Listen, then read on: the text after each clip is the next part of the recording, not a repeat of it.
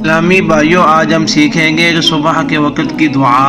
یہ دعا پڑھنا نبی کریم صلی اللہ علیہ وسلم کی سنت مبارکہ ہے۔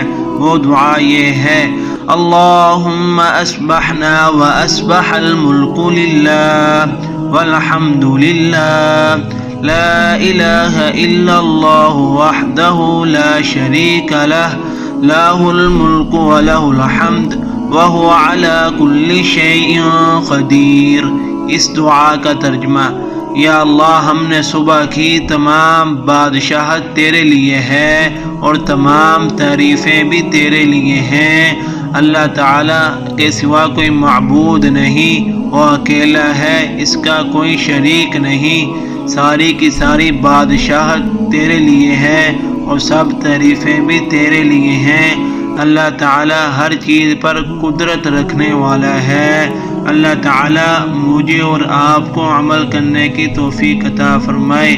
جزاک اللہ خیراً فی الدنیا والآخرہ۔